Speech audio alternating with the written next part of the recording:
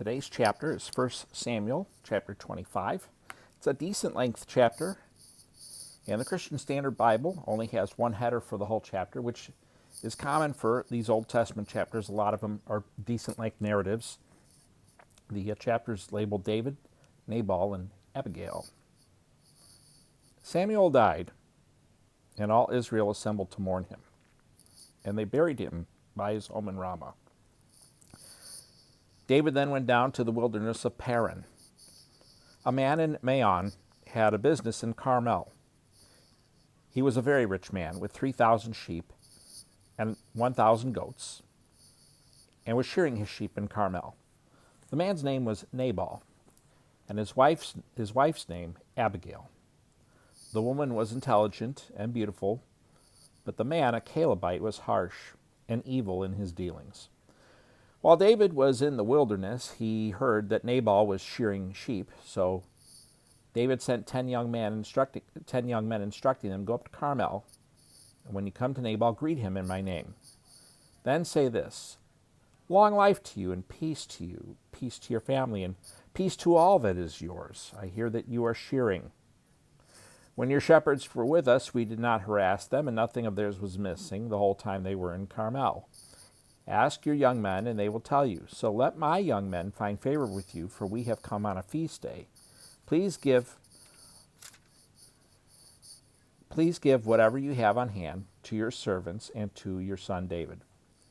David's young men went and said all these things to Nabal on David's behalf, and they waited. Nabal asked them, "Who is David? Who is Jesse's son? Many slaves these days are running away from their masters. Am I supposed to take my bread, my water, and my meat that I butchered for my shears and give them to these men? I don't know where they are from." David's young men retraced their steps. When they returned to him, they reported all these words. He said to his men, "All of you, put on your swords." So each man put on his sword, and David also put on his sword. About 400 men followed David, while 200 stayed with the supplies. One of Nabal's young men informed Abigail, Nabal's wife, "Look, David sent messengers from the wilderness to greet our master, but he screamed at them. The men treated us very well. When we were in the field, we weren't harassed, and nothing of ours was missing the whole time we were living among them. They were a wall around us, both day and night, and the entire time we were with them, herding the sheep. Now consider carefully what you should do, because there is certain to be trouble for our master and his entire family. He is such a worthless fool, nobody can talk to him." Abigail hurried, taking 200 loaves of bread, 2 clay jars of wine, 5 butchered sheep, a bushel of roasted grain, 100 clusters of raisins, and 200 cakes of pressed figs, and loaded them on donkeys. Then she said to her male servants, "Go ahead of me. I will be right behind you." But she did not tell her husband Nabal. As she rode the donkey down a mountain pass hidden from view, she saw David and his men coming toward her and met them. David had just said, "I guarded everything that belonged to this man in the wilderness for nothing. He was not missing anything, yet he paid me back evil for good. May God punish me and do so severely if I let any of his males survive until morning." When Abigail saw David, she quickly got off the donkey and knelt down with her face to the ground and paid homage to David. She knelt at his feet and said, "The guilt is mine, my lord, but please let your servant speak to you directly. Listen to the words of your servant. My lord should pay no attention to the worthless fool Nabal, for he lives up to his name. His name means stupid, and stupidity is all he knows.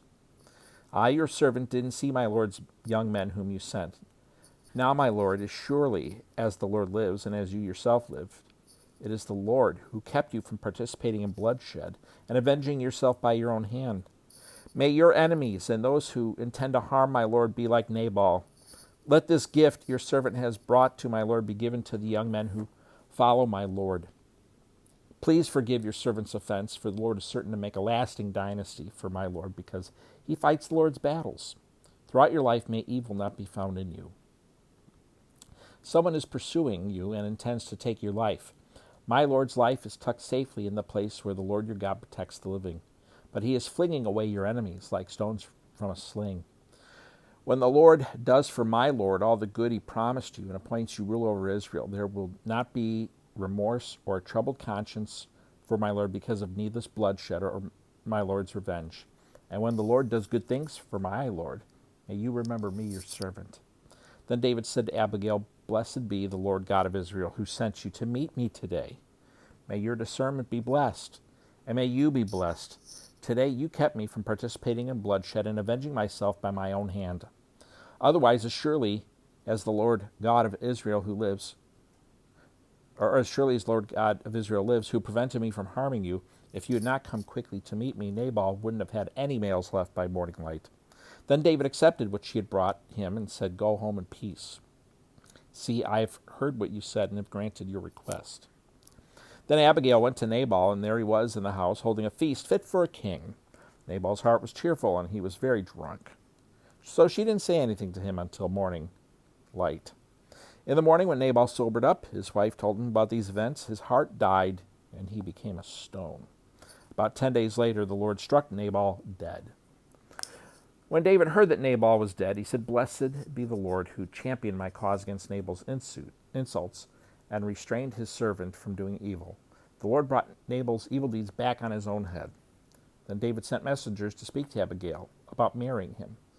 When David's servants came to Abigail at Carmel, they said to her, David sent us to bring you to him as a wife. She stood up, paid homage with her face to the ground, and said, Here I am, your servant, a slave, to wash the feet of my Lord's servants. Then Abigail got up quickly with her 5 female servants accompanying her, rode on the donkey following David's messengers, and so she became his wife.